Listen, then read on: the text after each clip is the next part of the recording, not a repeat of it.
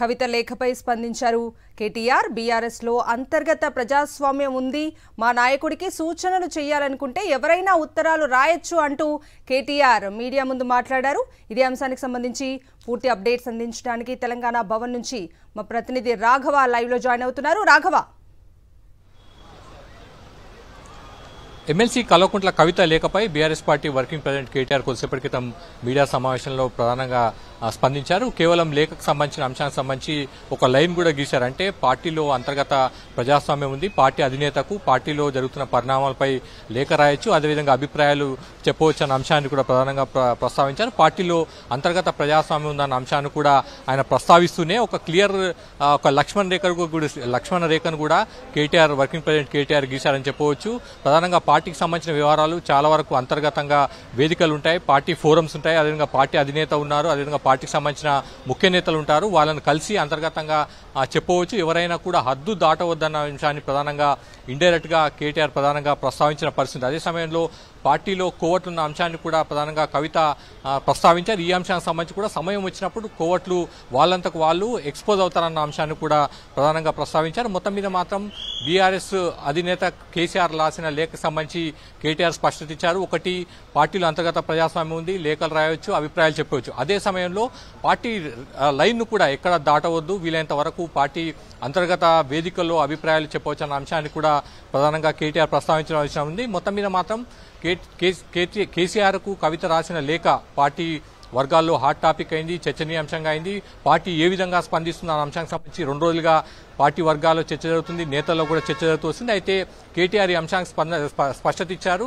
ప్రస్తుతానికి కవిత రాసిన లేఖకు సంబంధించి పార్టీ అధిష్టానం నుంచి ఎటువంటి చర్యలు ఉండే అవకాశం లేదన్నది దీని ద్వారా స్పష్టమవుతుంది. అదే సమయంలో హద్దు దాటొద్దు, ఖచ్చితంగా అభిప్రాయాలు చెప్పవచ్చు, కానీ అంతర్గత వేదికలపైన చెప్పాలన్న లైన్ కూడా కేటీఆర్ ఇచ్చారు. కవిత. రాఘవేంద్ర, మీరు ఒకసారి హోల్డ్లో ఉండండి. అసలు కేటీఆర్ ఏం మాట్లాడారో ఒకసారి చూద్దాం. ముందుకు పోవాలని చెప్పి దాదాపు 17 రోజుల పాటు మీరందరూ చూశారు. ఇక్కడే వేల మంది కార్యకర్తలతో కూర్చొని దాదాపు 7, 8, 9, 10 గంటలు వారితో చర్చించాం.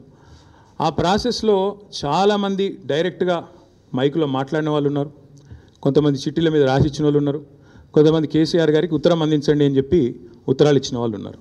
కాబట్టి మా పార్టీలో we encourage open culture, democracy కాబట్టి, డెమోక్రాటిక్ పార్టీ కాబట్టి, ప్రజాస్వామిక స్ఫూర్తి ఉన్న పార్టీ కాబట్టి మా పార్టీ అధ్యక్షుల వారికి ఎవరైనా సూచనలు చేయాలనుకుంటే ఉత్తరాలు రాయొచ్చు. అదేదో చాలా గొప్ప విషయం అన్నట్టు మీరందరూ అంత బాధపడిపోవాల్సిన అవసరం ఏం లేదు.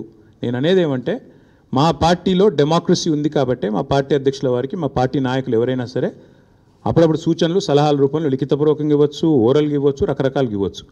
అట్లాగే నేను ఒక మాట మాత్రం చెప్తాను, మనం ఎవరైనా సరే పార్టీలో ఏ హోదాలో ఉన్నా కొన్ని విషయాలు అంతర్గతంగా మాట్లాడాల్సిన విషయాలు అంతర్గతంగా మాట్లాడితేనే బాగుంటుంది. పార్టీ ఫోరమ్స్ ఉన్నాయి, అధ్యక్షుల వారితో కలిసే అవకాశం ఉంది, లేదా ఆఫీస్ బేరర్స్ ఉన్నారు, కలిసి చెప్పుకునే అవకాశం ఉంది. కాబట్టి అంతర్గతంగానే కొన్ని విషయాలు మాట్లాడితే బాగుంటుంది. అది అందరికీ వర్తిస్తుంది, వీళ్ళకి వాళ్ళకని కాదు, అందరికీ వర్తిస్తుంది. తప్పకుండా ఎవరమైనా ఒకటే, ఈ పార్టీలో అందరం కార్యకర్తలమే, అందరికీ కూడా ఇదే సూత్రం వర్తిస్తుంది. కాబట్టి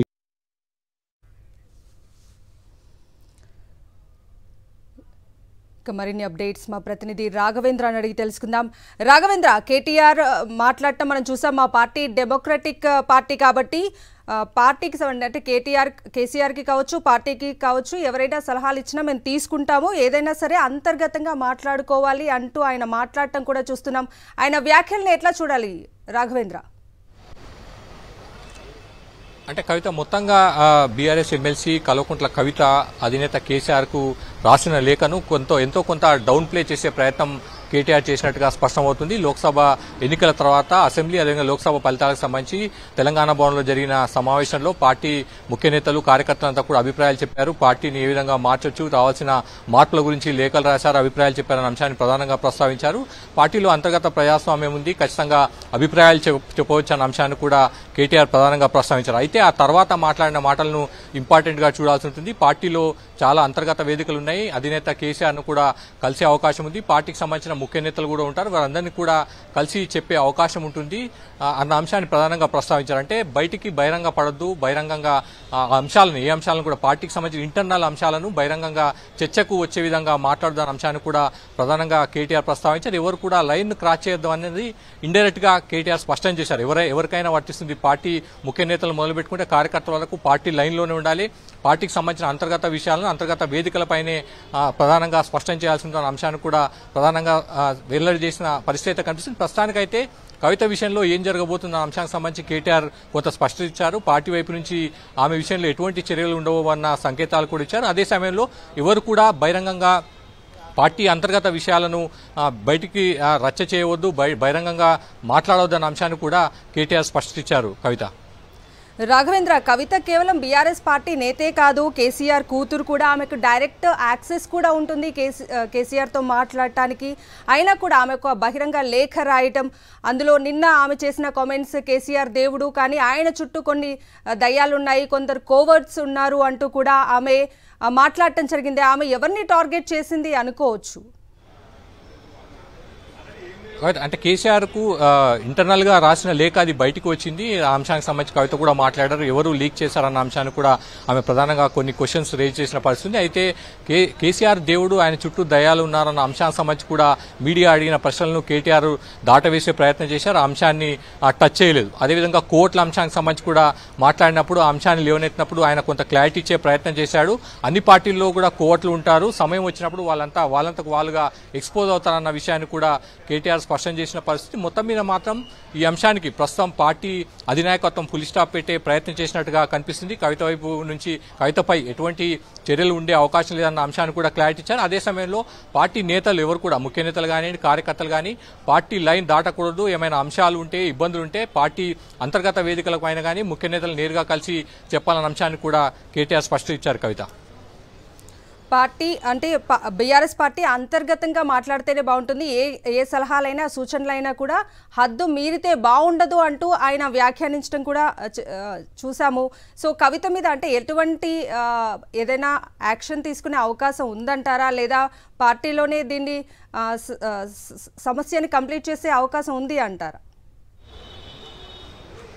ఖచ్చితంగా ఇప్పటికైతే ఈ అంశానికి సంబంధించి పార్టీ అధినాయకత్వం వైపు నుంచి ఫుల్ స్టాప్ పెట్టే ప్రయత్నం చేసినట్టుగా కనిపిస్తుంది. లేఖలు రాయొచ్చు, అభిప్రాయాలు చెప్పవచ్చు అన్న అంశాన్ని కేటీఆర్ క్లారిటీ ఇచ్చారు. అధినేతకు సంబంధించినంత వరకు ఏమైనా అంతర్గత వ్యవహారాలు ఉంటే కూడా పార్టీ అధినేత దృష్టికి తీసుకెళ్లొచ్చు, అభిప్రాయాలు చెప్పవచ్చు. మా పార్టీలో అంతర్గత ప్రజాస్వామ్యం ఉందన్న అంశాన్ని ప్రధానంగా కేటీఆర్ వర్కింగ్ ప్రెసిడెంట్ స్పష్టత ఇచ్చారు. కానీ అదే సమయంలో ఒక లైన్ కూడా గీశారు. ఎట్టి పరిస్థితుల్లో కూడా బహిరంగంగా ఈ అంశాలకు సంబంధించి బయటపడవద్దు, అధినేతను కానివ్వండి లేకపోతే ముఖ్య నేతలను కూడా కలిసి అంతర్గత వేదికలపైన పార్టీ వ్యవహారాలు చర్చించాలి, ఇబ్బందులుంటే చెప్పాలి, అది అందరికీ కూడా వర్తిస్తున్న అంశానికి సంబంధించి క్లారిటీ ఇచ్చారంటే ఇక ముందు ఒకవేళ ఇటువంటి పరిణామాలు కనుక చోటు చేసుకోవడం లేకపోతే బహిరంగంగా పార్టీ వ్యవహారాలకు సంబంధించి ఎవరన్నా మాట్లాడితే ఖచ్చితంగా చర్యలు ఉంటాయన్న అంశాన్ని కూడా ఇండైరెక్ట్ గా కేటీఆర్ స్పష్టత ఇచ్చారు. కవిత రైట్ రాఘవేంద్ర, థ్యాంక్ యూ.